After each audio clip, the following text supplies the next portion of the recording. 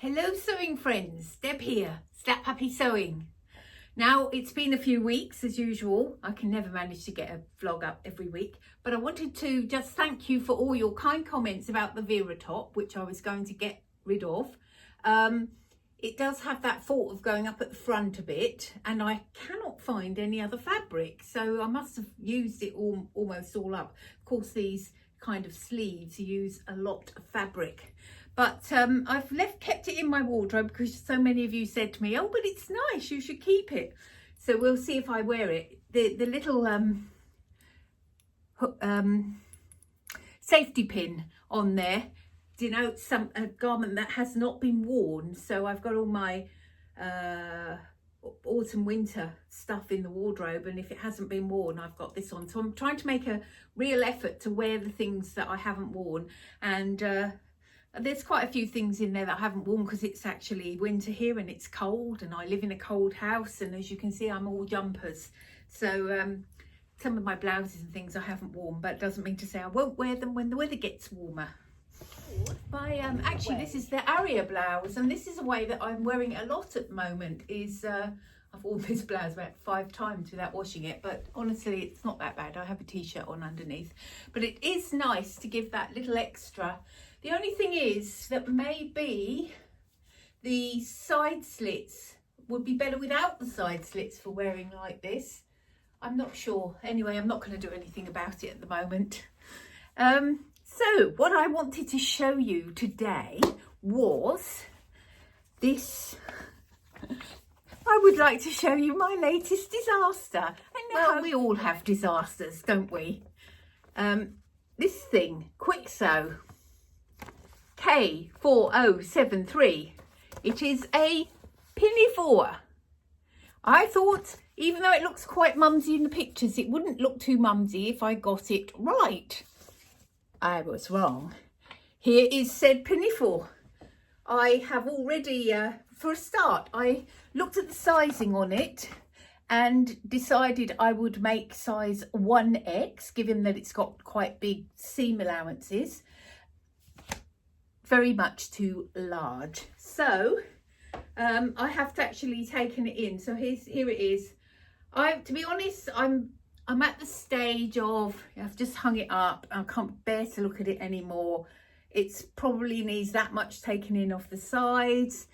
It's got princess seams, but you know, I've got such a hollow chest here that it's not right there. It's got so much wrong with it. I honestly feel like I probably should just give up and forget about it. After all, this was kind of old stash fabric, muslin-y, but I won't throw it away yet. I'll see. Let me just put it up here so that you can see what it looks like. Yeah, I mean the length is probably, if I shortened it to like the way that this girl's got it, just above the knees, it might be better.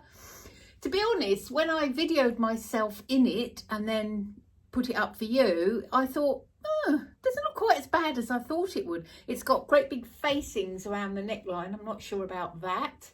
And I've taken in some of the back neck because it's too big across the shoulders. Yeah, who knows, really not one of my finest sewing moments, let's put it that way. Another thing that I have done is I finally, after weeks, got the poppers onto this Sienna MakerJacket, which is that one there, Sienna MakerJacket. Now, getting these poppers on honestly was a mission, and I had to throw away a whole load of bent poppers to start with, and I hope these are on firmly enough that they will stay. Probably should have done them before I put the facings on, but anyway, I'm there now, and I will show you it in a minute. The only thing is I couldn't get a popper on the inside of the sleeve. There's no way I can get my tool there, so I think what I might do is just sew it up.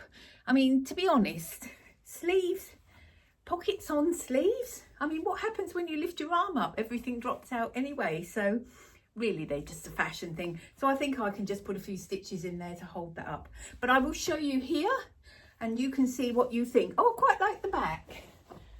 Quite like the back with a few poppers on, although I wondered really if it could have done with more poppers, but I'll keep it like that for now. It is a boxy little jacket, but I quite like its vibe because, as you know, I like sort of country looking clothes and I like earthy colours and natural fabrics, so brown corduroy would be right up my street. We'll see. So there's very little to do now to get this finished. And what else? Oh yes, sewing wise,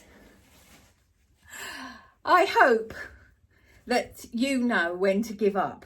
I often don't.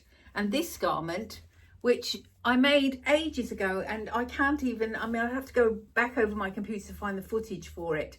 It is a Luna jacket by Ellie and Mac, although I don't think I could honestly say it fits the pattern because I've done so much to it.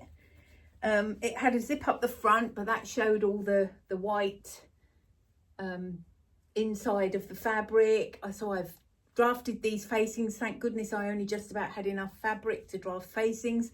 I've put buttons on it.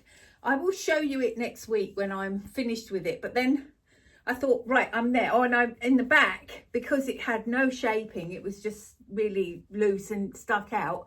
I put darts in it and then gathered the skirt up. And now I've decided to do the same on the front, which is why that's there. And I've put some darts in here to give it more shape around the bust, and I'm going to gather the skirt into it. I'll let you know how I get on next week. But to be perfectly honest, I do think it's quite a jolly garment.